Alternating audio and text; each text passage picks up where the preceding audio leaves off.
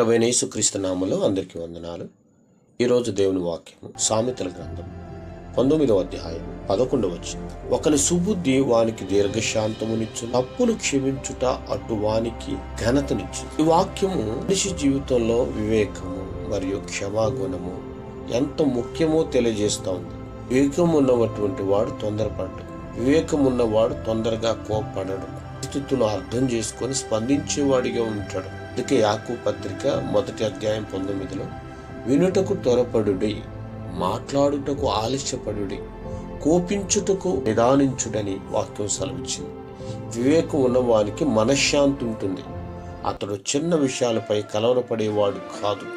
అటువాడు అపరాధాన్ని పట్టించుకోకుండా వదిలేయటం గొప్ప గుణం. క్షమించేవాడు దేవుని స్వభావాన్ని ప్రతిబింబిస్తాడు.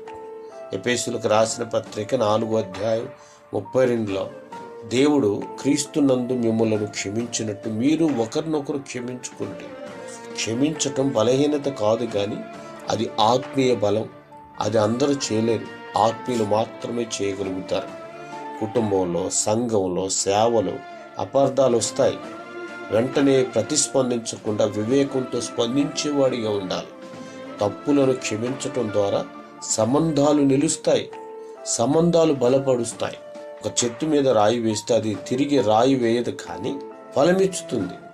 అలాగే వివేకం ఉన్నవాడు దోషణకు ప్రతిగా దయ చూపించేవాడిగా ఉంటాడు, కీడును మేలుతో జయించేవాడిగా ఉంటాడు. వివేకం మనకు శాంతినిస్తుంది, క్షమాగుణం మనకు మహిమను తెచ్చేవారిగా ఉంటుంది. కాబట్టి దేవుని పిల్లలుగా మనము కోపమును కాక క్షమాగుణాన్ని కలిగి దేవునికి మహిమకరంగా నడుచుకునే వారిగా ఉండాలి. ప్రేమ నమ్మకం కలిగిన తండ్రి, మా ఆత్మీయమైన క్రైస్తవ జీవితంలో ప్రేమ క్షమాగుణం కలిగి నడుచుకునేలాగున సహాయం చేసి మీరు మహిమ తెచ్చుకోమని యేసుక్రీస్తు నామములో అడుగుచున్నాము తండ్రి. ఆమేన్.